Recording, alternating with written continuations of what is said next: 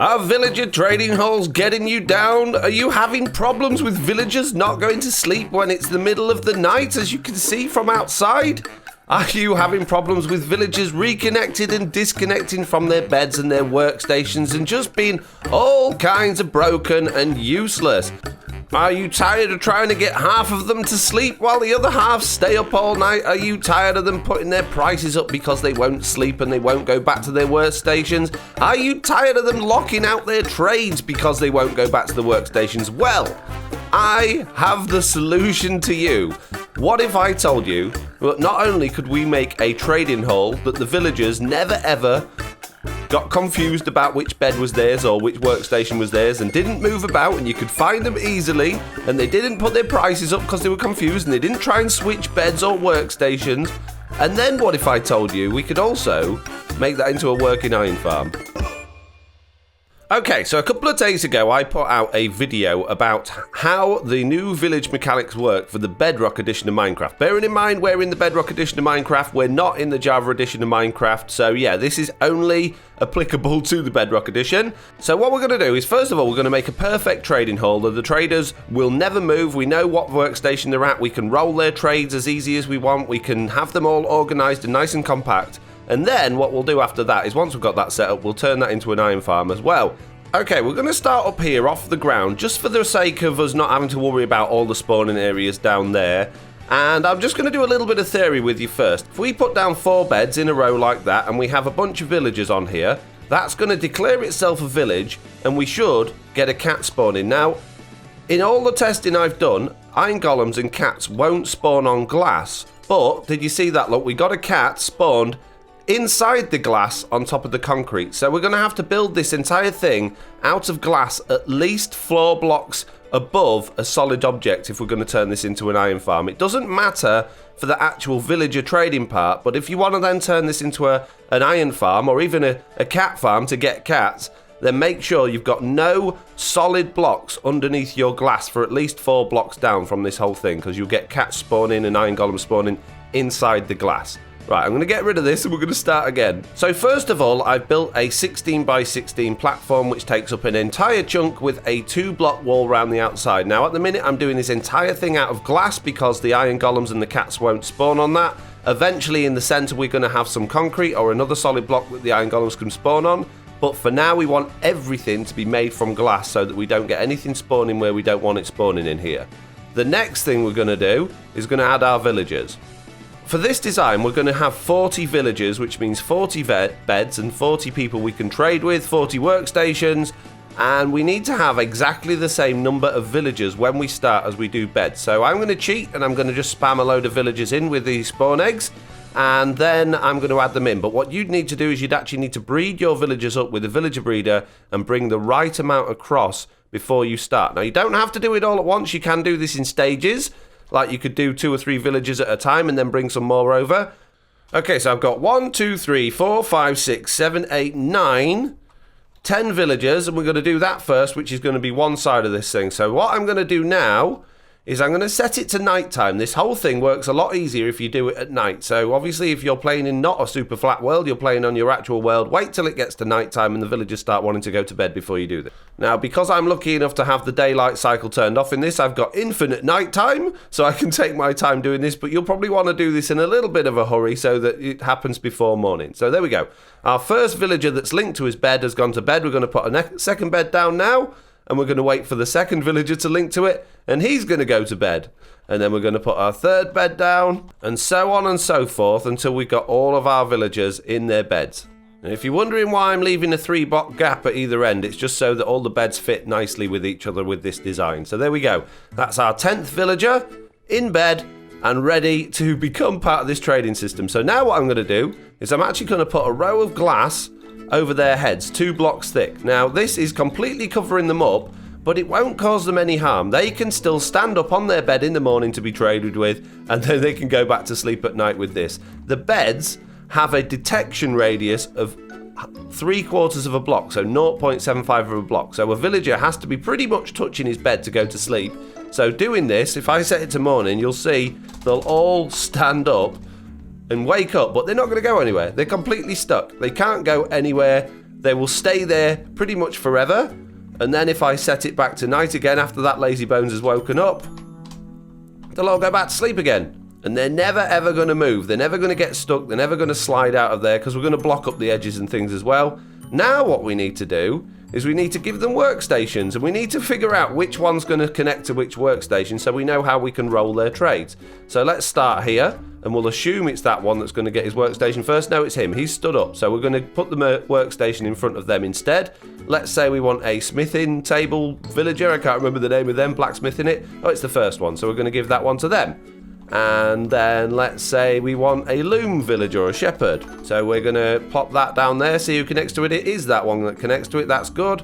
And then you can basically stick whatever workstations you want down in front of them and just work out which ones are going to connect to it. So I actually want to get rid of both of those, and I want to have them all to be librarians on this side just for neatness. So there we go. We've got a librarian there. Librarian there. Is it going to be you? Oh, you're going in order. This is very handy. Oh, very good.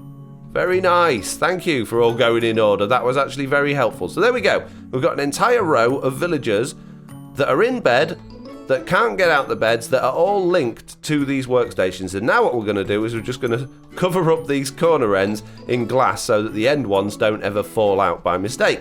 So that's one side done. We're going to continue to do that for all 4 sides. And same thing again. Just put one bed down, wait for them to go to sleep, and then just keep doing it over and over again. So you don't have to do this all at the same time. You can expand your trading hall whenever you want. Once you've got these villagers linked to these beds and these workstations, they shouldn't, in all the testing I've done, they should never unlink. And I've tested this for 12 hours straight without any issues. So I'm assuming it's going to be all right. If you are doing this on a normal world and you're worried that nighttime's not going to last very long, you can cover them up as they're going to sleep. And you can even, when you put a new bed down, you can put a glass box where their head's going to be anyway, and then wait for them to get in and put the last one on like that. So you don't have to wait until they're all in before you cover them up with glass. Another thing you can do is you can also put signs on and things to tell which villagers does what. Perfect, that villager's in. Now I'm going to have all of these to be connected to smithing tables. So let's see which one goes first. Hopefully they're going to be in order. They are today. This is good. Now, I haven't actually tested whether the smithing table is a spawnable block by iron golems or anything. So this might not work with our iron farm, but for the sake of a trading hall, it's going to be absolutely fine. But realistically, I think iron golems are probably going to be able to spawn on those, which could cause us a big issue later on with this. If you get a nitwit villager, then you're going to have a bit of a problem because nitwits obviously are pointless for trading with, and they don't go to sleep at night properly, and they don't wake up in the morning properly because they are obviously nitwits. So you need to dispose of them, sadly, which isn't nice. But hopefully, if you're doing this with a villager breeder from elsewhere and you're bringing them over, you shouldn't be bringing over any nitwits anyway. Now, babies as well can cause a little bit of an issue with this when they're getting into their beds. Like this one's going in. They can, if it comes to be daytime again, they can actually get back out again. So you try and avoid getting babies over here as well. If you've got one, it's not the end of the world because as long as they can get back to their bed, they will do. But ideally, you don't want babies in this. Also, believe it or not, if your villager actually does escape from this and they want to get back in their bed, they can. They can actually reach their bed from standing on top of their lectern and they can get back in. So if you do manage to get one escapee, providing they don't disconnect or more than one doesn't disconnect from their bed, you should be all right. I just want to say again that glass is the only block that I've found that they can pathfind on, that golems and things can't spawn on, which makes it perfect for this. If you put concrete down with any sort of block on top, whether it's glass or buttons or torches or carpets or anything like that, things will still spawn through the carpet or the buttons or the transparent block, and you'll still get things connecting underneath. The other thing about this is the baby's not going to actually connect to its workstation until it's an adult, so we're going to have to wait for them to grow up before we can actually give them a workstation. One thing to note there, I did just notice as I placed one of the stonecutters down that the villager actually popped out the front and on top of the stonecutter, which isn't ideal, but he did go back to bed again, so it shouldn't be a big issue. Now we've got everybody in, but we've got 2 babies that we can't assign roles for, so we're going to have to wait until these guys grow up or get rid of them and then put like adult villagers in instead. So now we've got all of our villagers in and they're all connected, so let's turn it back to daytime now. And let's just be doing this as if we were a player. Let's take these things out of our inventory for a second and grab ourselves some emeralds. Probably want some books as well so we can do some trading. So now at this point, what you can do is you can go around each of your villagers and you can decide whether you want to keep them or not. So here's fire protection. I'm not really a big fan of fire protection, so what we might want to do is take away his workstation and then put it back again and then see what he's got. It's still fire protection. All right, let's change him over to a loom then. Let's give him a different workstation and then take him back to being a librarian. Is he going to change? Yes, he's got a bookshelf now. So let's switch that back out for the loom. So you can basically keep rolling their trades. You can keep changing them one at a time because they're all linked to the table that's right in front of them. So you don't have to worry about, you know, the wrong villager connecting to it. There we go. We've now got punch one. That's fine. And then if you trade with them and actually get that trade, then yeah, and then they're going to be locked into that trade. They shouldn't ever change their trade. So now let's go to this one. This one's got blast protection. That's fine. Let's trade with you so that you're locked into that trade, and so on and so forth. And you can do that until you've got the trade you want with every single villager. You don't have to do it all at once. You can do it whenever you want. So because they're close enough to their lectern or to their workstation, they can and they will restock. Now that leaves us this area in the middle for a very, very small mini iron farm. Now, as I said earlier, the iron farm might be a bit of an issue because the iron golems might be able to spawn on these because these are full blocks. So we might not be able to use full block workstations in this, but I haven't tried, so we'll find out. But we need at least a 1 block gap around the center for us to actually get down and trade with these guys. So we're going to build a wall here. Again, we're doing this all out of glass so that we don't get anything spawning where we don't want.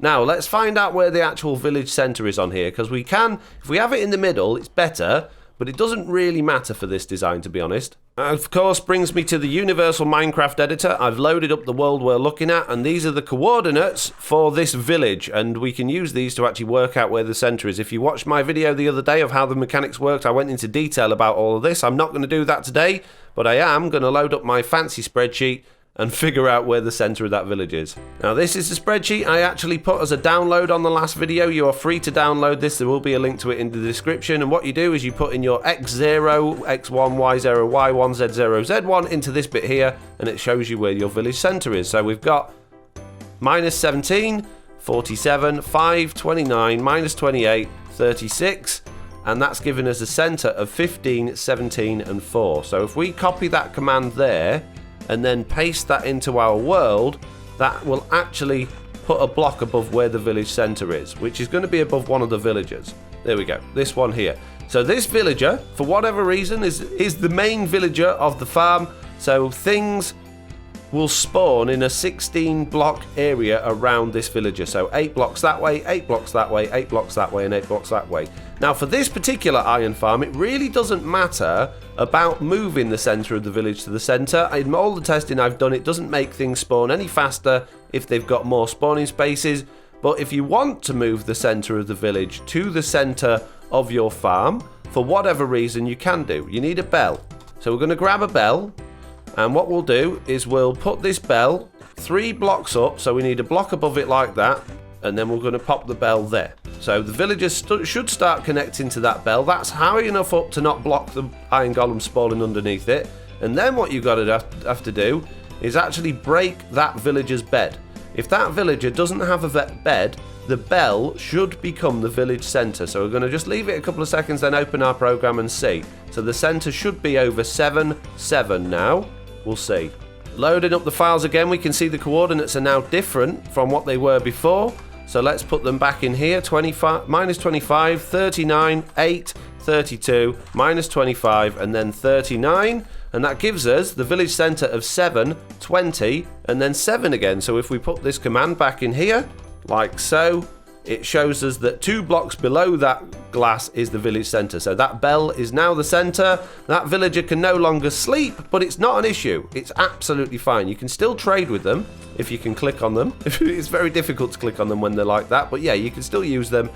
We've got a problem. Now we've moved the center over here. It's close enough to these we can get cats spawning on these workstations. So we are going to have to change these workstations out. Or the other thing we can do is we could move the village center away from those workstations so that we're definitely not limiting that. So we might actually do that. let's bring the village centre up over here instead, and let's get rid of that bell, and let's put the village centre there, like that. Everybody should start connecting to that bell. But now that we've moved that, let's see if the centre of the village has shifted to the bell again. So because things will spawn 8 blocks away from that, things aren't going to spawn on these full blocks here. So we can still use those, but it also means that only 3 of the blocks inside here are actually going to be spawnable blocks. So we're actually only ever going to get iron golems spawning on this side of this area that we've got for the spawning, which isn't ideal. So what we could do is actually bring the bell 3 blocks further forward, so we get the whole of that area available for them to spawn. So we need to bring this bell 3 blocks forward. So we've got 1, 2, 3. We want it basically there, don't we? So let's put the bell on there instead. Get rid of that one. And hopefully they'll connect to that, and then we can check if the centre's shifted again. I don't know what I've done this time. I've completely messed up the village centre. That's not on the bell at all, I don't think. Let's try. Where is it? No, the village centre has actually gone to this guy's workstation because we messed that up. When I moved the bell, I didn't break the first one and then place the second one, which I should have done. Let's just see if we can replace the bell again, or if it's going to stay on his workstation. It might be alright. We might be okay, or we might have to break his workstation. Yeah, we're all right. The bell, the villagers come back to the bell. So the bell does get priority over workstations, but not over beds. So because this is the head villager, anything he's connected to will become the village centre. The bed being the thing that will be the centre first, then the bell, and then the lectern or whatever his workstation is. So we've got it back on there now, so we shouldn't get anything spawning over on these blocks. So now all we've got to do is get rid of all this glass in the floor here, add concrete in the floor, and that's going to be the area that our iron golems and our cats are going to spawn. Right, okay, so I've taken the floor out of here. I've taken all the glass out. Before I put concrete in to basically turn this into an iron golem farm, what we're going to do is we're actually going to save the cats, because a lot of people worry about the cats not being safe, and they don't want the cats burning and collecting all that string. So what we're going to do is we're going to lift this up like that, and we're going to put concrete in this corner here like that, and we should see very soon that we'll get cats spawning in there. Now we've got a lot of beds in this village, so we should actually get quite a lot of cats, but it could take quite a while for things to spawn because we've got a very small spawning area. We can do the same thing over on this side as well. Now it's not impossible that doing this will get iron golems spawning in here as well, and if we do, we're just going to have to deal with that. But hopefully we'll get the cats spawning in there because they're close enough to the bell. Now this village has actually got 40 villagers and 40 beds, and you get 1 cat for each 4 beds, so that should be 10 cats we'll get all together from this. So once we've got the cats, we then actually need to break the block that the cats are on so that we don't get anything else spawning in there, which can be quite tricky when you've got quite a few in there. Well, I've literally waited for 2 whole Minecraft days, and we've got 1, 2, 3, 4, 5, 6, 7 cats. And the reason that's taken so long to spawn is because they've got hardly any area to spawn on. When the game's doing the spawning checks, they've got hardly any area to spawn on at all, so it's not spawning them regularly enough. What I should have done, really, if I was going to be sensible about this, is I should have made another platform. Not there, because that's underneath the villagers. Definitely don't want to do that.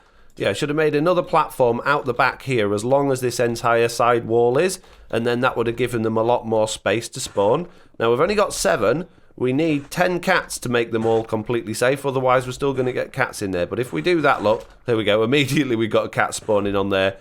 It's a lot faster to do it that way. Now, the cats do need to be in range of the village. We can't drop it down on the floor and hope that that's going to be all right, because the village will then count that as a lost cat. We do need them to be around here, and we also need them to be not on concrete, because otherwise we'll get iron golems in there eventually. Okay, so I've jumped ahead in the video slightly here just to speed things up. I've now rescued all the cats. I got them into here. Now, I actually used a cheaty teleport command to teleport them all in there just because it was taking absolutely ages. And what I've done in the center here is I've created our iron golem killing area, which I think should work, because as far as I'm aware, at the moment, iron golems will spawn with their heads in lava. So what this is just a 6x6 platform at the bottom with lava in the corners and in the centers, pushing everything to the middle, on top of signs with water pushing everything down towards 2 hoppers there with the chest. Now I'm going to run this for a while and see if we get any golems spawning in there, because I haven't actually tested this design yet. Okay, I went AFK for a little bit, and look, we got a couple of iron golems in there already.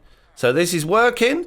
It's not going to be particularly fast. You'll probably get a maximum of about 32 iron ingots per hour. And all the tests I've done with all the iron farms I've done, that seems to be the maximum. And this is a completed villager trading system with iron golem farm in the middle. And all you do as the player is you walk around this side and you trade with your villagers. Now, don't forget, I'm in a super flat world with the weather turned off. If we got a lightning storm, all these guys are going to get lightninged, so you're going to need a roof on this thing. As long as your roof, which can be solid blocks, is more than about 2 or 3 blocks higher than the bell. Technically 1 block higher things can spawn, but just to be on the safe side, if you do it at that sort of height, you shouldn't have any issues with anything spawning on there. It should only spawn, anything should only spawn in there. So there we go. That is the trading system iron farm 100% complete.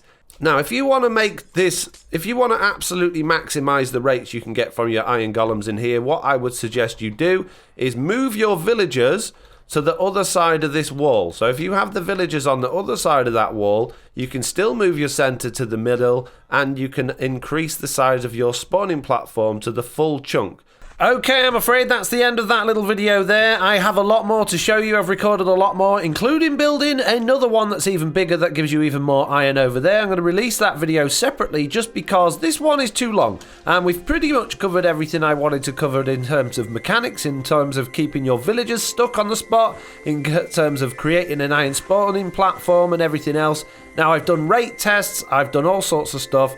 And I can tell you now that that one over there, which you can see is visibly bigger than this one, is a lot faster than this one in terms of iron as well. So look out for that video coming soon. In the meantime, I hope you all enjoyed this video. If you did, do please leave a like. If you haven't already, please do subscribe. And hopefully I'll see you all in the next one. Bye!